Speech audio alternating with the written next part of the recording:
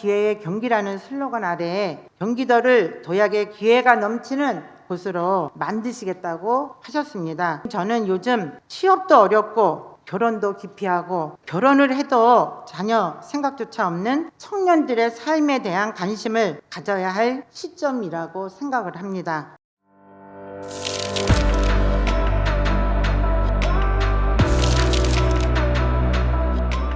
먼저 경기도 지방정원 1호 세미원에 대해서 지사님께 질문하겠습니다. 지사님께서는 경기도 제1호 지방정원이 어딘지 알고 계실 거라고 생각이 듭니다. 지금 딱 떠올린 그곳 바로 양평군 두물머리 일원에 있는 세미원입니다. 세미원은 자연과 인간이 조화를 이루는 아름다운 정원으로서 2019년 6월 27일에 경기도 지방정원 제1호로 공식 등록이 되었습니다. 정부의 지원은 전무한 상태입니다. 그런데 지사님 혹시 알고 계십니까? 세미원은 등록 이후에 명실상부한 지방정원임에도 정작 단 한 차례도 정부와 도의 지원을 받지 못했습니다. 국가정원이 산림청에서 매년 30억에서 40억 정도의 지원금을 받는 것과는 아주 대조적입니다. 국가정원은 산림청이 관리와 운영에 책임을 지고 있지만 지방정원은 지자체의 몫으로 남겨져 정부의 지원은 전무한 실정입니다. 현재 등록된 경기도의 지방정원은 세미원 한 곳이지만 조성 중이거나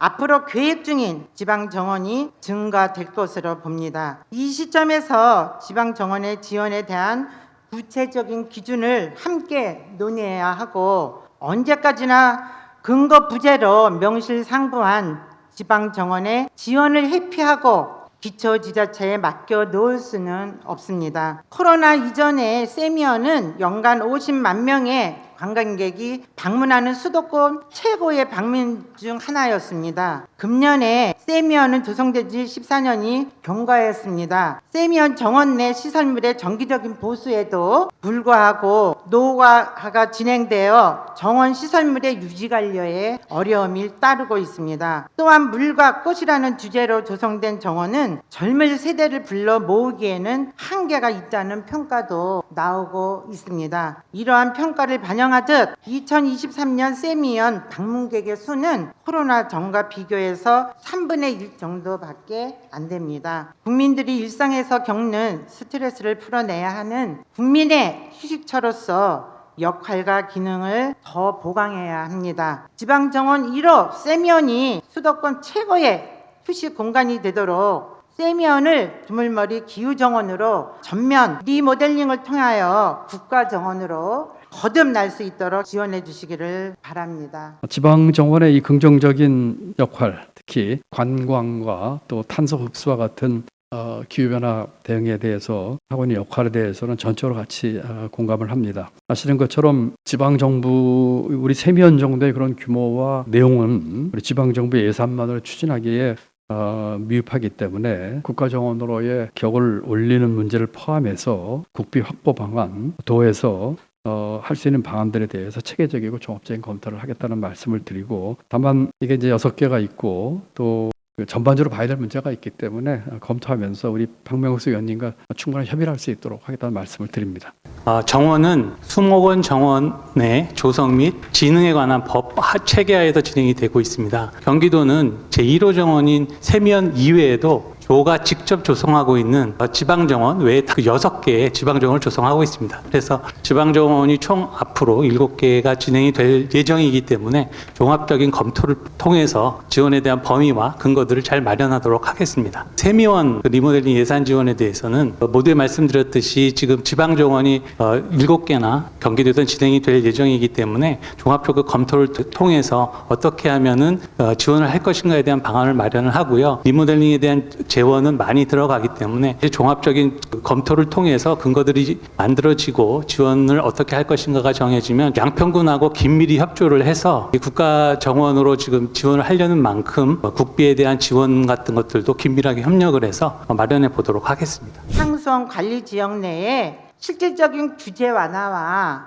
상수원 보호구역의 주민들의 권익을 위한 것이므로 경기도에서 지속적으로 관심을 가져야 할 사업입니다. 양평구는 1974년 팔당댐이 만들어진 이후 1979년에 수도법에 상수원의 수질 보호를 위한 상수원 보호구역으로 지정이 됐습니다. 그 후 1999년에 한강수계법에 따라 수변구역이 지정되면서 팔당어 수질 개선을 위한 규제가 더욱 강화되었습니다. 환경부의 하수 처리장의 신설과 증설, 하수 관로의 정비 등 수질 개선을 위한 투자와 규제로 현재 팔당호는 1급수 수질 유지에 성공했습니다. 하지만 환경부의 목표 달성에도 규제가 완화되는 정책은 시행되지 않고 있습니다. 정부의 규제 정책에 대한 변화가 필요합니다. 언제까지 갈지 모릅니다. 팔당호 상류에 산다는 이유만으로 도민의 재산권이 크게 침해받고 있는 현실을 개선해야 합니다. 팔당호는 수질 보전의 대상이기도 하지만 도민들의 이용의 대상이기도 합니다. 한강 주변에 살고 있는 도민들에게 친수 공간을 제공하여 이용할 수 있도록 해야 도민들이 자발적으로 수질 보전에 적극 참여할 수 있습니다. 먼저 환경정비구역 지정과 사후관리 방안에 대해서 말씀드리겠습니다. 팔당 상수원 보호구역 내 남양주, 광주, 하남, 양평 4개 시군 79개 마을을 환경정비구역으로 지정하여 관리하고 있고 현재 음식점 규제 완화를 위해 광주, 양평 2개 마을의 공공하수처리장 방류소 수질검사를 진행 중에 있습니다. 환경정비구역 지정 이후에도 수질 정화 활동을 병행해서 수질 유지 관리를 하고 있습니다. 앞으로도 2,600만 수도권 주민들의 식수원으로 상수원 보호의 취지와 목적을 훼손하지 않는 범위 내에서 팔당호 상수원 보호구역 내의 행위 제한 완화를 위한 제도 개선 등 지속적으로 발굴하여 도민에게 실질적인 도움이 돌아갈 수 있도록 추진하겠습니다. 양평군과 경기도가 중앙규제 개선 과제로 팔당호 특별지역 내 교육용 친환경 선박 운행을 하고자 계획한 바가 있습니다. 팔당호의 규제 중 수도법과 상수원 관리 규칙에서는 생태 학습을 위한 교육용 선박조차 운행이 허용되지 않습니다. 환경부의 교육용 친환경 선박을 운행할 수 있도록 예외하는 규정을 마련해 줄 것을 건의하였고, 건의한 교육용 선박이 하루속히 운행돼서 생태학습, 물환경 보전, 인식 제거 등의 교육 기회를 제공할 수 있도록 하여 주시기를 바랍니다. 의원님께서 당부하신 내용은 올해 상반기 중앙규제 건의 과제로 선정되어 환경부에 건의한 내용으로 지난 7월 환경부 검토 결과 24년 12월까지 고시 개정을 추진할 예정으로 있습니다. 환경부와 유관기관 등 긴밀한 협조를 통해 빠른 시일 내 특대 고시 개정을 추진하여 팔당호의 교육용 친환경 선박 운영 허용을 위해 최선을 다하겠습니다. 다음은 공공체육시설 개보수에 대한 질문입니다. 현재 경기도가 약 3,600여 개의 공공체육시설에서 도민이 건강한 삶과 여가 활동을 하고 있습니다. 그러나 시설의 노후화와 안전 문제로 공공체육시설 개보수가 진행되어야 할 시설이 늘어나면서 시군은 어려움을 겪고 있습니다. 현재 시군비 70%, 국비 30% 비율로 공모를 받아 지원을 매년 시행하고 있으나 시군 부담률이 높아 재정 자립도가 열악한 양평군만 볼 때도 재정 부담이 상당하여 많은 어려움을 겪고 있고, 미리미리 개보수할 시설이 있음에도 예산 문제로 인한 소극적 관리로 대책이 미흡합니다. 이에 따라 지사님께서는 도비 추가 지원 방안을 검토하셔서 실질적인 지원이 될 수 있도록 해주시고, 전체 시군 동등 지원이 어려우시면 시군 재정 자립도를 감안하셔서 차등적으로 도비 지원이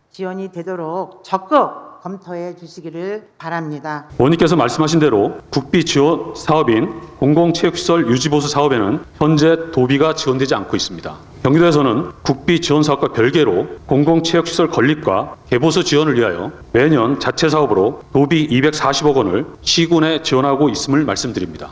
향후 국비 지원 사업에도 도비가 지원될 수 있도록 적극 검토하겠습니다. 의원님께서 말씀해 주신 양평군의 경우 청년 공간을 중앙과 도의 사업을 적극 활용해서 조성하고 운영 중에 있습니다. 좀 더 세부적으로 말씀드리면 양평군에서는 청년공간 딴딴회관에 대해 조성은 행안부 마을 공방 육성 사업으로, 인건비는 행안부 지역주도형 청년 일자리 사업으로 두 개의 별개 사업을 융합하여 추진하고 있습니다. 마지막으로 청년 공간의 효율적인 운영을 위해 상주 인력에 대한 지원이 가능한지 물으셨습니다. 답변 드리겠습니다. 청년 공간에 대한 인건비 등 운영비는 시군에서 편성하고 있으며, 다만 청년 공간 프로그램 운영 사업비로 해당 프로그램의 필수 인력 인건비는 사용이 가능합니다. 인간은 태어나서 생을 마감할 때까지도 평생 학습을 다 하지 못합니다. 하물며 학습 속도가 더딘 장애인들에게는 더욱더 필요한 학습이 많아질 수밖에 없습니다. 우리나라의 복지가 어느 정도 궤도에 올라와 있지만은 장애인에 대한 보호 관리, 재활, 그리고 지원 측면에서는 아직도 부족함이 있다고 생각합니다. 교육부 국립특수교육원에서 선정이 되어 운영하는 장애인 평생 학습 도시로 지정된 시군은 성남, 용인, 여주를 포함해서 12개 시군입니다. 성남시 등 재정이 넉넉한 지자체는 큰 문제가 없으나 재정 상태가 미약한 시군과 양평군만 보더라도 지원금을 매칭하는데 어려움이 있고, 이로 인해 충분한 사업 예산을 확보하는 데 한계가 있어 장애인 개개인에게 적합한 프로그램을 운영하는 데에도 아쉬움이 많습니다. 지사님과 교육부에서 시작한 사업인 만큼 교육감님께서도 장애인의 학습 욕구를 충족시키고 평생 학습을 활성화하기 위해 많은 관심과 도비, 보충, 지원을 해 주시기를 바랍니다. 장애인 평생학습도시는 교육부에서 공모를 통해 지정된 18개 시군이 직접 추진하는 체계입니다. 이에 도에서는 장애인 평생학습도시 지정 확산을 위해 다각적으로 노력하고 있으며, 교육부 국비사업과는 별도로 장애인 평생교육 관련 3개 사업에 34억 원의 예산을 편성하여 31개 시군에 지원하고 있습니다. 장애인이 소외됨 없이 양질의 평생 학습권을 보장받고 장애인의 특성과 수요가 반영된 평생 교육을 제공하고자 도의 역할을 더욱 적극적으로 검토하겠습니다. 장애인 평생학습도시로 지정된 시군 및 장애인 평생교육시설과의 협력을 통해 경기도 내 장애인을 위한 평생교육 프로그램이 제공될 수 있도록 노력하겠습니다. 특히 경기도 교육청이 지원하고 관리하고 있는 평생교육시설이 내실 있게 운영되어 장애인이 평생교육 욕구를 충족하고 장애인이 학습을 통해 더 나은 삶을 살아갈 수 있도록 관심을 기울이겠습니다. 끝으로 경기 청년 공간 지원 사업에 대하여 질문하겠습니다. 지사님께서는 기회의 경기라는 슬로건 아래 경기도를 도약의 기회가 넘치는 곳으로 만드시겠다고 하셨습니다. 저는 요즘 취업도 어렵고 결혼도 기피하고 결혼을 해도 자녀 생각조차 없는 청년들의 삶에 대한 관심을 가져야 할 시점이라고 생각을 합니다. 지사님께서는 청년 공간 프로그램 운영 지원 사업에 대해 알고 계시죠? 그러나 2023년에 사업이 종료되고 올부터는 경기 청년 공간 프로그램 운영 지원 사업으로 변경 운영되고 있습니다. 하지만 기존에 행정안전부에서 운영하던 프로그램은 청년들이 해위 스터디 커뮤니티로 이용할 수 있는 공간까지 제공하였던 반면에 경기도에서 지원하는 사업은 청년 프로그램만을 제공하는 차이가 있습니다. 사업 차이로 인한 인건비가 일몰되어 이전에 청년 커뮤니티 공간은 이용이 불가능하고 현재 프로그램 운영 시에만 개방을 하고 있습니다. 청년 공간의 지속적인 운영에 대한 청년들의 수요가 있음에도 청년 공간이 개방되지 않아 비효율적이고 프로그램을 운영할 때만 강사가 와서 운영하는 만큼 운영상의 문제가 발생할 소지도 큽니다. 요즘 힘든 청년을 위해서 재검토해 주시고 열악한 시군 재정을 감안하여 2025년부터는 운영비 상승과 함께 인력, 인건비도 지원이 되도록 적극적인 행정을 도지사님께서 펼쳐주시기를 바랍니다. 청년 공간 지원 사업에 대해서는 저희들이 그 공유 학교를 적극적으로 활용해서 이 문제는 충분히 해결해 나갈 수 있을 것으로 예상을 하고 있습니다. 그래서 저희들 특히 학생들과 관련한 부분들은 최대한 지역사회와 함께하는 공유 학교에서 해결하도록 하겠습니다.